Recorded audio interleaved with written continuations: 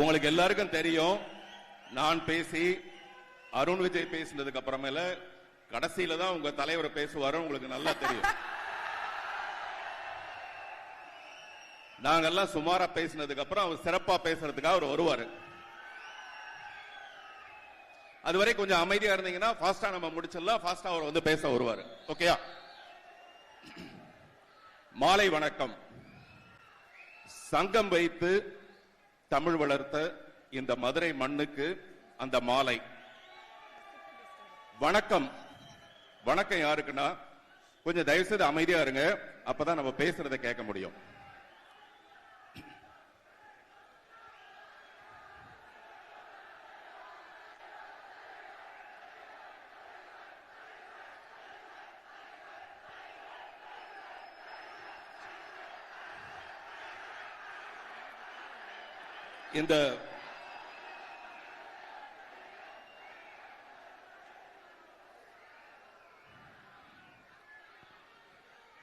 இந்த இட்லி கடை படத்தில் நடிச்சதுல எனக்கு ரொம்ப சந்தோஷம். நேத்து இப்ப நான் பேச போறது உங்களை பத்தி தான் பேச போறேன். அதனால கொஞ்சம் அமைதியா இருங்க. உங்களை பத்தி தான் பேச போறேன். நீங்க யாருங்கிறத உங்களுக்கே சொல்ல போறேன். நேத்து ஒரு துக்க செய்தி வந்தது. என்ன பத்தின ஒரு துக்க செய்தி வந்தது சோசியல் மீடியால, யூடியூப்ல எல்லாம். பொதுவா என்ன பத்தி மட்டும் இல்ல, நிறைய நடிகர்களை வந்து இவர் காலம் ஆயிட்டாரு, இவர் இறைவன் நடி சேர்ந்துட்டாரு, அப்படிலாம் நிறைய துக்க செய்திகள் வரும். அந்த ஒளிபரப்புற அந்த யூடியூபுக்கு மிஞ்சி போனா ஒரு 5000 ரூபாய் பணம் கிடைக்கும். வெறும் 5000 ரூபாய் பணம் கிடைக்கும். அதுக்காக உயிரோடு இருக்கிற ஒரு மனுஷனை சாகடிக்கிறதுக்கு ரெடியா இருக்கிற இந்த சொசைட்டி. இந்த சொசைட்டில அன்பு எங்க கிடைக்கும்? அதுவும் தூய்மையான அன்பு எங்க கிடைக்கும்னா, மதுரையில இந்த ராஜா முத்தையா ஹால்ல தனுஷ்ங்கிற ஒரு நடிகருக்காக, தனுஷ்ங்கிற ஒரு இயக்குனருக்காக, தனுஷ்ங்கிற ஒரு மகா கலைஞருக்காக இப்படி உயிரையே அன்பா மாத்தி வச்சிருக்கிற இங்கதான் அந்த அன்பு கிடைக்கும்.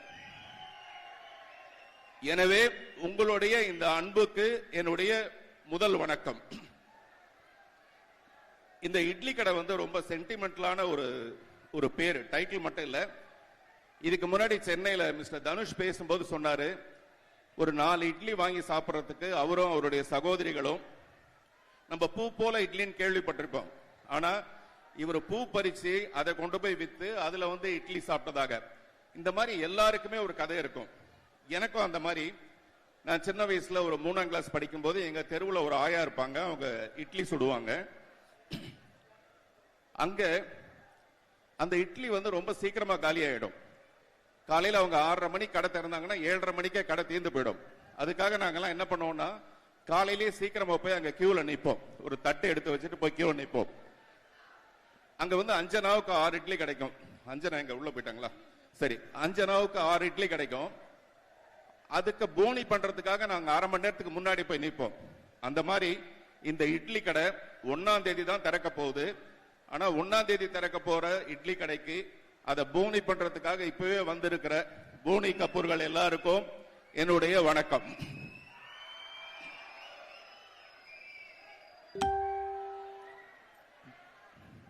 மிஸ்டர் தனுஷ் வந்து நீங்க என்னவா இருக்கிறது உங்களுக்கு பிடிச்சிருக்குன்னு கேட்கும் போது அவர் சொன்னாரு, டைரக்டரா இருக்கிறத விட, நடிகரா இருக்கிறத விட ஒரு அப்பாவா இருக்கிறதா எனக்கு பெருமையா பாக்குறேன் அப்படின்னு சொல்லி சொன்னாரு. அவர் வந்து அவருடைய குழந்தைகளுக்கு மட்டும் அப்பா இல்ல. இந்த ட்ரெஸ் எல்லாம் பாத்தீங்களா, எனக்கு அருண் விஜய்க்கு எல்லாம் பயங்கர பந்தாவா நாங்க வந்துருவோம். ஒரு அப்பா என்ன பண்ணுவாருன்னா, தன்னுடைய குழந்தைங்களுக்கு எல்லாம் நல்ல ட்ரெஸ் வாங்கி கொடுத்துட்டு அவரு மட்டும் ரொம்ப சாதாரணமான ஒரு ட்ரெஸ் போட்டிருப்பாரு. இந்த ட்ரெஸ் எல்லாம் தனுஷ் கம்பெனில தான் வாங்கி கொடுத்தாங்க எனக்கு, பந்தாவா வாங்கன்ட்டு. ஆனா இந்த இட்லி பானையில, இட்லி தட்டு மேல அந்த இட்லி மாவை ஊத்துறதுக்கு முன்னாடி எல்லாம் ஒரு வெள்ளை துணி ஒண்ணு போடுவாங்க. நல்ல மல் கிளாத்து, தும்பப்பூ மாதிரி இருக்க ஒரு வெள்ளை கிளாத் ஒண்ணு போடுவாங்க. அந்த கிளாத்ல ஒரு 6 மீட்டர் வாங்கி அதுல 4 மீட்டர்ல வேஷ்டி சத்திக்கிட்டு 2 மீட்டர்ல சட்டை தச்சுக்கிட்டு ஒரு மாலை, அந்த மாலை கூட அவருடைய தாத்தாவுடைய மாலையை பாட்டிக்கிட்ட போய் தாத்தான்னு கேட்டு வாங்கி அந்த மாலையை போட்டுக்கிட்டு, இப்படி ஒரு சிம்பிளான ஒரு மனிதர். இவர் யாருன்னு கேட்டா, இங்க மட்டும் இல்ல, தமிழ்நாட்டில் மட்டும் இல்ல, உலகம் பூரா புகழ் பெற்ற பிரசித்தி பெற்ற ஒரு நடிகர். இவ்வளவு சிம்பிளா இருந்து இந்த வெள்ளை வேஷில வந்து என்ன பண்றாருன்னா எல்லாருடைய மனசையும் கொள்ளை அடிச்சுட்டு போயிடுறாரு. இந்த ட்ரெஸ் எல்லாம் அப்படியே டோட்டலா வேஸ்டா போயிடுது. நான் வந்து மதுரை மீனாட்சி அம்மனை பத்தி ஒரு கவிதை எழுதியிருந்தேன். அந்த கவிதை வந்து மதுரையில் மீனாட்சி தான் அழகு, மதுரையில் மீனாட்சி தான் அழகு, பெண்ணே பிரகாரத்தில் நீ இல்லாத போது. அதாவது அந்த பொண்ணு அழகா இருக்கிறா, மதுரை மீனாட்சி அம்மனை விட அழகா இருக்கிறா அப்படின்னு சொல்லியிருந்தேன். அந்த மாதிரி இந்த தேசிய விருது எப்ப மத்தவங்களுக்கு கிடைக்கும்னா தனுஷோட படம் அந்த தேசிய விருது பட்டியலில் இல்லாதப்ப மட்டும்தான் மற்ற நடிகர்களுக்கு தேசிய விருது கிடைக்கும். இவருடைய படம் அங்க போச்சுன்னு வச்சுங்களேன், வேற எவனுக்குமே தேசிய விருது கிடைக்காது. ஒண்ணு இவருக்கு கிடைக்கும், அல்லது இவர் படத்துல வேலை செஞ்ச வாத்தி படத்துல வேலை செஞ்ச ஜிவி பிரகாஷுக்கு இந்த தடவை நேஷனல் விருது கிடைச்சிருக்கு. அதனால தேசிய விருது பெற்ற ஜிவி பிரகாஷுக்கு நம்ம எல்லாம் ஒரு தடவை ஜோரா கை தட்டுவோம். இன்னைக்கு வரல அவரு. இந்த படத்துல நடிச்சவங்களை பத்தி பேசுறதுக்கான நிறைய விஷயம் இருக்கு. மிஸ்டர் தனுஷ் மட்டுமே இல்லாம மிஸ்டர் அருண் விஜய் வந்து ஒரு கம்ப்ளீட் ஹீரோ, ஒரு கம்ப்ளீட் ஹீரோ. இந்த படத்துல ஒரு கம்ப்ளீட் ஒரு வில்லனா நடிச்சிருக்காரு. அது வந்து அவருடைய பெருந்தன்மை. அவரை பத்தி ஏற்கனவே ஒரு மேடையில் நான் பேசிட்டேன் போதுமான அளவுக்கு. இந்த ஆம்பளைங்களை பத்தி நிறைய பேசுறது எனக்கு பிடிக்காத ஒரு விஷயம், அதனால சாரி அருண். அப்புறம் நண்பர் இளவரசர் வந்திருக்காரு. அவர் வந்து இவ்வளவு பெரிய நடிகர்னு தெரியாம அவரு கேமராமேன நடிச்சிட்டு இருந்தாரு. கொஞ்ச நாளைக்கு கேமராமேன நடிச்சிட்டு இருந்தாரு. அவரு சபாஷ்னு ஒரு படம், அந்த படத்தோட டைட்டிலே அவருடைய போட்டோகிராஃபியை பார்த்து தான் அந்த டைட்டிலே வச்சிருப்பாங்க. அதே மாதிரி இந்த படத்துல இந்த ஆக்ட்ரஸி ஒருத்தி நடிச்சிருக்காங்க, நித்யா மேனன். அவங்க வந்து நல்லா நம்ம மதுரகார பொண்ணு மாதிரி, கொஞ்சம் பூசின மாதிரி, அழகான முகத்துல மஞ்சள் பூசின மாதிரி ஒரு அழகான பொண்ணா இருப்பாங்க. அந்த மாதிரி இன்னொன்னு யாரு, ஷாலினி பாண்டேன்னு ஒருத்தவங்க. இந்த மாதிரி நிறைய பேர் இந்த படத்தில் நடிச்சிருக்காங்க. உங்களுக்கு இது ஒரு பெரிய சிறப்பான ஒரு விருந்தா இருக்க போகுது இந்த படம். இந்த படத்துல நானும் ஒரு சின்ன போர்ஷன் கலந்துட்டு இருக்கேன், நடிச்சிருக்கேன்றது எனக்கு ரொம்ப சந்தோஷம். இந்த படத்துல வேலை செய்யும் போது தனுஷ் சார் வந்து நான் ரொம்ப ரசிச்சேன், ஒரு டைரக்டரா ரொம்ப ரசிச்சேன். நான் இதை 2-3 தடவை சொல்லிட்டேன். ஆனா எனக்கு தெரிஞ்சு நான் கிட்டத்தட்ட 35 வருஷமா இருக்கேன். டைரக்டர்ஸ், பெரிய பெரிய டைரக்டர்ஸ் யாருமே டப்பிங்க்கு வர மாட்டாங்க. டப்பிங்க்கு வர டைரக்டர்ஸ் ரொம்ப கம்மியா தான் இருப்பாங்க. தனுஷ் சாரை வந்து நான் டப்பிங்ல பார்த்தேன். ஒரு படத்துல ஒரு 25% ஆஃப் த குவாலிட்டியை டப்பிங்ல சரி பண்ண முடியும். அந்த மாதிரி டப்பிங்ல கூட விடாம இந்த படத்தோட எந்த பகுதியிலும், இன்னும் சொல்லப்போனா அந்த இட்லி கடைன்ற அந்த சிம்பிளிசிட்டியான அந்த எழுத்து உட்பட அவர் செலக்ட் பண்ண ஒரு விஷயம். அதனால இந்த படம் ஒரு மிகப்பெரிய வெற்றி அடைய என்னுடைய மனப்பூர்வமான வாழ்த்துக்கள். Thank you sir. சார் அந்த அஞ்சனா சொல்லும் போது உள்ள போய் இட்லி சாப்பிட போயிட்டேன் சார், சாரி சார். இல்ல அதை நான் சொல்லிடுறேன். நாங்க போய் ஒரு இட்லி வாங்க போவோம், அந்த இடத்துல அஞ்சனா கொடுத்தோம்னா 6 இட்லி கொடுப்பாங்க. அஞ்சனாங்கிறது என்னன்னா 30 பைசா அஞ்சனா அப்ப இருக்கும். எங்க அம்மா தெரியாம பேர் வச்சுட்டாங்கன்னு நினைக்கிறேன், இவ்வளவு கம்மியா வச்சிருக்காங்க எனக்கு பேரு. ஆனா அந்த அஞ்சனா இந்த அஞ்சனா மாதிரி இவ்வளவு அழகா இருக்காது.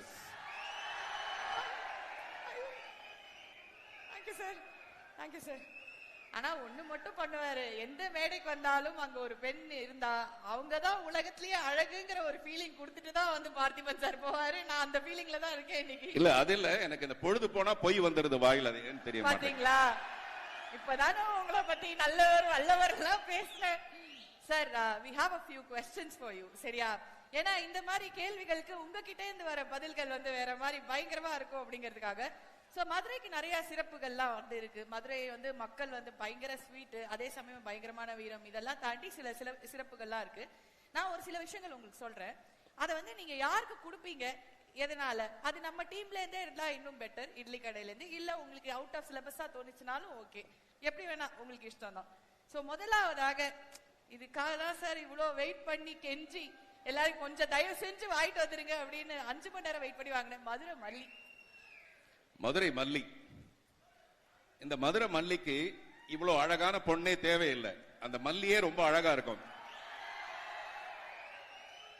உண்மையிலே வெறும் சௌரியை மட்டும் மாத்தி அந்த சௌரிக்கு மேல இந்த மல்லிகைப்பூ போட்டாலே ரொம்ப அழகா இருக்கும். எப்படி சௌரி வச்செல்லாம் கண்டுபிடிக்கிறேன்னு தெரியல. சரி, ஓகே.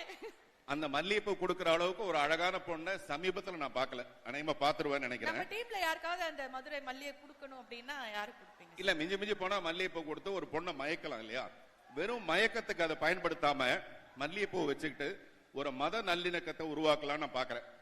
அந்த மத நல்லிணக்கம் இங்க மதுரையிலே இருக்கு. இங்க இருந்து கரெக்டா 2.93 கிலோமீட்டர்ஸ்ல வண்டியூர்னு ஒரு ஊர் இருக்கு. அங்க ஒரு பெருமாள் கோயில் இருக்கு. அந்த பெருமாள் கோயில்ல உள்ள துலுக்க நாச்சியான்னு சொல்லிட்டு ஒரு அம்மன் இருக்கு. துலுக்க நாச்சியா ஒரு முஸ்லிம் பிரின்சஸ். அவங்க அந்த அம்மன் அழகரை காதலிச்சதாக ஒரு ஐதீகம் கதையெல்லாம் இருக்கு. நான் என்ன நினைக்கிறேன்னா இந்த மல்லிகைப்பூ ஒரு மாலையா கட்டி அந்த துலுக்க நாச்சியாரு கொண்டு போய் படைச்சு வரலாம்னு நினைக்கிறேன். இதுக்குதான் பார்த்திபன் சார்ட்ட கேட்கணும் இந்த கேள்வி எல்லாம் அப்படிங்கறத. ஒரே ஒரு கடைசி கேள்வி மட்டும். ஓகே, நான் நிறைய வச்சிருந்தேன். நீங்க ரொம்ப அழகா நிறைய விஷயங்கள். கடைசி கேள்வி போயிடலாம். ஆடுகளம்ல வர மாதிரி ஒரு சேவல் சண்டை நீங்க நடத்துனீங்கன்னு வச்சுக்கோங்க. தனுஷ் அவர்களுக்கு ஆப்போனண்டா பேட்டைக்காரனா யார கேஸ்ட் பண்ணா நல்லா இருக்கும் டைரக்டரா யோசிச்சு நீங்க சொல்லுவீங்க? அது எங்களுக்கு தெரியும். அந்த சேவல் சாதாரண சேவல் இல்ல, அது தனுஷோட கையில இருக்கிற சேவல். தனுஷோட ஹேண்ட்லிங் எவ்வளவு நல்லா இருக்கும்னு நான் சொல்லியிருக்கேன் ஏற்கனவே. ஒரு நடிகரையுமே அவர் எப்படி ஹேண்டில் பண்றாருன்னு சொல்லியிருக்கேன். அப்ப அந்த சேவலை அவர் எவ்வளவு பிரமாதமா தயார்படுத்திருப்பார் இல்லையா? அந்த சேவல் கிட்ட போட்டி போட்டு நம்ம தோக்கறதுக்கு பதிலா நம்ம சமாதானமா போயிடலாம். 1ஆம் தேதி அன்னைக்கு ஃபர்ஸ்ட் டே ஃபர்ஸ்ட் ஷோக்கு ஒரு 10 டிக்கெட் கொடுங்க, நான் சமாதானமா போயிடுறேன்னு கேட்டு வாங்கிட்டு போயிடலாம். Okay sir, thank you sir, thank you so much. And நீங்க ஒரு படத்துக்கு பெரிய பக்கபலம். சோ இந்த படத்துல பெரிய பெரிய பெரிய பக்கபலமா இருப்பீங்க அப்படின்னு நாங்க நம்புறோம். தேங்க்யூ. நிறைய இருக்கு சார். மீனாட்சி அம்மன் கோயிலுக்கு யாரை கூட்டிட்டு போவீங்க அப்படின்னு கேட்டிருக்காங்க சார். என்ன வேணா கூட்டு போயிடுங்க, நான் இன்னும் பார்க்கல. இது என்ன கடைசி கேள்வி என்ன சார்? அத கடைசியா நான் கேட்டேன் சார். சங்கம் வச்சு தமிழ் வளர்த்த மதுரை மக்கள் பத்தி உங்க ஸ்டைல்ல ஒரு கவிதை சொல்லுங்க அப்படின்னு நாங்க ஒரு தமிழ் கவிதை சொன்னா நல்லா இருக்கும் அப்படின்னு. மதுரையை பத்தி ஒரு கவிதை சொல்லுங்க. அது நல்லா இருந்தது அந்த கேள்வி. அந்த கொஸ்டின் பேப்பர் எனக்கு அவுட் ஆயிடுச்சு. அப்படியா? பத்த வச்சதால கண்ணகி மதுரையை அழிச்சு பேர் வாங்குறதை விட பாசம் வச்சதுனால இந்த மதுரைக்கார பசங்களை அடிச்சுக்கிறதுக்கு ஆளே இல்லை. நோட் பண்ணுங்கப்பா, நோட் பண்ணுங்கப்பா. உண்மையிலே உங்களுடைய இந்த கைத்தட்டல், விசில், இது எல்லாமே யாருக்குன்னு எனக்கு தெரியும். நானும் உங்களை மாதிரியே இந்த 1ஆம் தேதி அன்னைக்கு ஃபர்ஸ்ட் டே ஃபர்ஸ்ட் ஷோ படம் பார்க்கிறதுக்கு காத்துட்டு இருக்கேன். வெற்றி விழாவில கொண்டாடுவோம், சந்திப்போம். நன்றி சார், தேங்க்யூ so much. இந்த மாதிரி தீவிர ரசிகர்கள் உனக்கு இருக்கிற வரைக்கும் தமிழ்நாட்டில் உன்னை யாரும் அசைக்க முடியாது.